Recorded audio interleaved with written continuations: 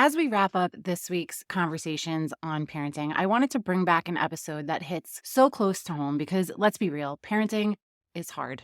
We've spent the week talking about how we have to meet our children's emotions and their chaos with our calm. And one of the best ways to do that is by loving them in the way they best receive love, in their love language. Since this episode first aired, a lot has changed in my own parenting journey. My eighth grader graduated, she made it through, and guess what? High school is so much better than middle school for both of us. My little guy is now the one navigating middle school, which means I am no longer that elementary class mom. And while I'll admit I got a little emotional around the holidays, knowing there were no class parties to plan, no little crafts to make, this new season, it's pretty amazing. Watching my kids grow into their own, seeing them become independent. It's bittersweet, but it's also exactly what we raised them for. And that's why I knew this episode needed to be re aired because parenting isn't just about managing the chaos and trying to stay sane as they push every boundary. It's about loving our kids intentionally in the way they feel it most so we can connect with our kids in a way that truly fills their cup. I really hope you enjoy this throwback. So let's jump right in. I watched this reel yesterday of a mom packing up her baby clothes and donating them. And then there was this voiceover of a mom reading a poem about kids growing up and being not ready to say goodbye to this chapter and that it's a grief that we feel, even though it's not a bad thing. We want our babies to grow and to be independent and spread their wings and not just fly. We want them to soar, but soaring means they don't need us in the way we may want them to need us. I watched this reel and I literally broke down in my kitchen and sobbed. I mean, ugly cried, like needed tissues to blow my nose because I cried so hard. Life just moves so darn quickly. And I look at my babies and my first, we're starting to look at colleges with her. I have 2 more years before she is out the door. And my middle, she's going into high school, which is bittersweet because I probably hate middle school more than she does. But with high school comes a whole other world of being independent and less time that she'll actually want to spend with me. And my baby, my sunshine, he's stepping up from elementary school. And that is probably the hardest thing I've had to deal with so far as a mom. I'm not a helicopter parent at all, but I've always been very involved in the kids' school and in their classrooms. I've been a class parent since Ashley was in first grade. And the only year I missed is when I was on the PTA. And even then, I was at every school event. The thought of not having the elementary school moments anymore, no more class parties, chaperoning class trips, no more walking to school, the hugs at the door. And the holidays are a whole other thing. The innocence and the magic of the Easter Bunny, of Santa, the elf, trying to catch the leprechaun. It all just makes me really sad. Then shortly after watching that reel, I came across a quote by Dr. Seuss. Don't cry because it's over, smile because it happened. So I'm going to try really hard to focus on that, to be so grateful for all of it. And I can honestly say that I can look back and not really have regrets that I wasn't there for it. I worked. I did miss some things, but I made it a point to be present, and I still do. I use my PTO days for class parties, to go in late, to get their hair done on Wacky Wednesdays. And when I felt like I wanted to do more or I was missing out, I made the career change to be able to work from home so that I wouldn't miss anything. Today's episode is about our babies, about parenting. It's also kind of like a part 2 to last week's episode about the 5 love languages. Did you know that each of our kids have their own love language too? They might still be a little young to identify which one they are, but they have it. And if you have more than one kid, then they probably differ from each other. So today, I will walk you through how to incorporate love languages into your parenting. Are you feeling overwhelmed trying to juggle all the many hats you wear as a working mom? Do you want more quality time with your family without distraction of work and time alone to take care of yourself and your needs? Welcome to Mom Wife Career Life. I'm Carrie, a wife, mom of 3, and a recovering perfectionist.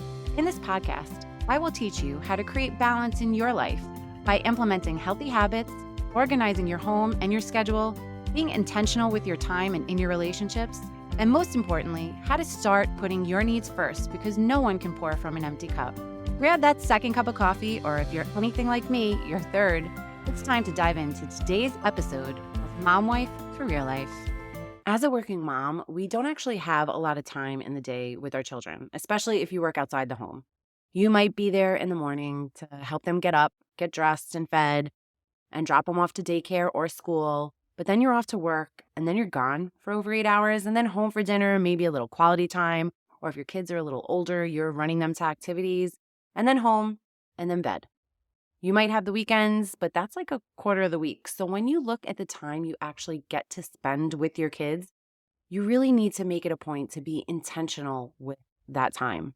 Time is not going to slow down, so you need to make the most of the time you have. And that is definitely something I teach you and I stress in my coaching sessions. If you buy a coaching package, we first clean up your week. We remove all the things that are literally wasting your time. We build efficiencies in your schedule so that we can make time for the things that really matter, the self-care, the time with your partner, and the quality time with your kids. And that's just to name a few. But that time with your kids is so important. And not to make myself cry again, but there are only a few years where you will be their everything and that they will want to actually spend time with you. Once middle school comes around, that time drops significantly. Once high school hits, it can be non-existent. So if you need help getting your time in order so that you can make the space for the things that really matter, book a free discovery call with me today. You can check out my website for more info. It's momwifecareerlife.com, or just check out my show notes for the link. I was meeting with a client recently, and she has two daughters around the same age difference as my girls. And we were talking about how different they are and how it could be very frustrating. And if your kids are a little older, a little independent, you see it more and more. You might have one that loves to keep their room clean while the other might be a little bit of a slob. One that stays on top of their schoolwork while the other one, you need to stay on top of them. One that loves to dance, the other's into sports. And it's great that they are different. They are unique in their own way. But that also means that they may have different love languages too. If you didn't get a chance to listen to last week's episode, definitely go listen to it and learn about the different love languages. Incorporating love languages into your parenting can really build that connection with your children and improve your entire family dynamic. Just a little recap from last week. The concept of the 5 love languages comes from the book, The 5 Love Languages by Gary Chapman. In the book, he breaks down the 5 ways that most people express and experience love. And those ways are either through words of affirmation, acts of service, receiving gifts, quality time, and physical touch. So here are my tips on how to incorporate it into your parenting. First, you need to take the time to really figure out what your children's love languages are. If they are young, then it might be a little harder, but they will show you. So first, you observe their reaction to things. Take some mental notes on how they respond to the different love languages. Do they light up when you give them verbal praise? If you're watching a show or a movie, do they want to be right up next to you, cuddling with you? Do they really appreciate spending quality time with you? Or on the flip side, would they rather spend time playing alone? I have one kid that is always asking to do stuff with us, while the other one says we do too many things as a family, which made me laugh. But also, listen to their requests. Pay attention to what your children are asking for when they need comfort or reassurance. Some children may straight up ask for affection, like a hug. I have a hugger and I love it. I know when she is upset or just not herself that I can go up and give her a hug and it will make her feel a little better. And you may have a child that actually gets annoyed by hugs and may need comforting words or just your undivided attention. Or if they're always asking, Mommy, did you see what I did? Mommy, do you like this? They may be looking for words of affirmation. Also, take notice of how they express affection. Children, like adults, will often express love in the same way they prefer to receive it. So if your child loves to give you things, draw you pictures, makes you bracelets, or any type of handmade gifts, gifts may be their love language. If your kid is constantly coming up to you and giving you hugs or clinging to you, physical touch may be their love language. Or if they're always giving you compliments or saying, I love you, words of affirmation may be their love language. You could also ask them directly. If your kids are a little older and have that self-awareness, you can ask them. You can even make it a conversation at the dinner table. You can introduce the topic of love languages and then ask them what types they think they are. You can even ask them to guess what type you are. You could also experiment with the different approaches. So play around with the different love languages to see how your children react. And here are a few examples of how you would do that. So for words of affirmation, this one's a little easier one. It's literally using encouraging words, which I'm sure most of you already do, especially with your littles. If they are playing with Legos or drawing a picture or did good on a test, it's as simple as saying, great job, I love what you're building. That's such a beautiful picture. Or if they don't do great on a test, not putting them down and just encouraging them, telling them that it's okay and that you know that they'll do better next time. One of the things I like to do for words of affirmation is I put a joke in their lunchbox every day. This can also be considered an act of service, but I print out a bunch of free lunchbox jokes, which you can just Google free lunchbox jokes and literally get a ton of them. And I usually do them by season. Currently, I'm doing a winter theme. I usually do Valentine's themes around this time of year, but I had so many winter ones that I'm just using them up. But I write a little one liner on them and I actually hide a little smiley face somewhere in them and then just write, Love Mom, XOXO. I have them cut up. I keep them in a cabinet with a thin black Sharpie next to it. So I literally just take them out. Takes me 2 minutes to write them out max, and I take them into their lunchbox. So that way, when they go to have lunch, no matter what kind of day they're happening, they open up that lunchbox and they see a little note from me reminding them that I do love them. For acts of service, you'll probably laugh at this one because I'm sure as moms, we feel like all we do is serve our kids and our family, literally and figuratively. But it's just like I said with your partner. This is doing something a little extra. Maybe it's helping them organize their room, staying to watch one of their activities that you would normally just drop them off at. Same with maybe means watching them dance through the window. I know when my girls were little, they don't dance anymore, but their dancing school had a window that parents could look through in the waiting room and you could just see what they're working on. And this goes without saying, but show up for the important things, the recitals, the shows, the important games. Being there makes a difference. Having your child look out into a crowd and seeing the parents showing up and not seeing anyone for them, that's just like heartbreaking. If you go on social media, then I'm sure you've seen the reels of the kids on stage for a concert looking all upset and scanning the crowd. And then all of a sudden he spots his parents and his face lights up and he starts singing his little heart out.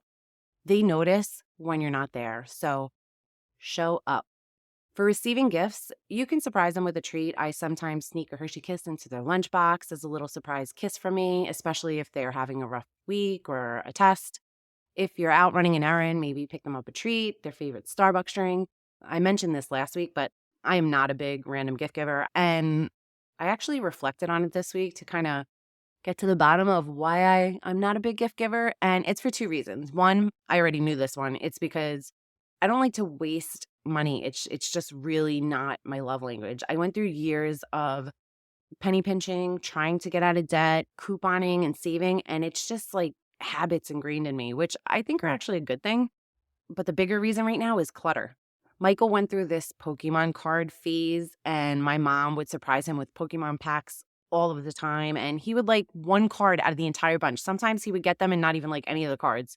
And I would just find these cards everywhere. It drove me bananas. He eventually got binders for most of them, and I ended up getting a box for the rest. But between the money spent on those cards and the space they took up, well, still take up because he still has them, it's just a lot. So I would rather surprise them with a treat.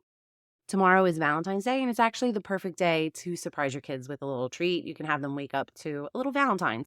For quality time, this is actually an important one. And whether it's their love language or not, time just goes way too fast. And you really want to make the most out of the years you have with them where they actually want to spend the time with you. So we are great at spending time as a family, but I'm trying to get better at spending that one-to-one time with each of the kids. You can spend one-to-one time doing something that they enjoy, like bring them to the park or the mall or for a treat or just chat. And make sure your phone is away. If you want to capture the moment with a fun selfie, that's fine. Take your phone out, take the picture, but that's it.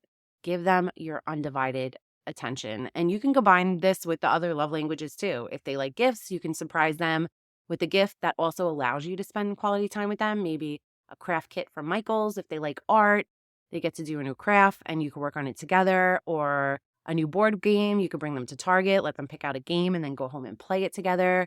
Or that treat, you can bring them to Starbucks or out for ice cream and sit and enjoy it with them. Ask your kids what they want to do and do it with them. One of Ashley's favorite things to do with me one-on-one is to go to a cute coffee shop we have in town and sit and have coffee. And that's a total win-win for me. Going to the mall, which is another thing they love to do, is not so fun for me. So anytime they want to go out for a coffee, I'm all about it. But the idea is that you're doing something that they love. And the last one is physical touch. This can be cuddling, watching their favorite show or movie, or getting into bed with them and cuddling while reading a bedtime story, or if they're older, just to chat.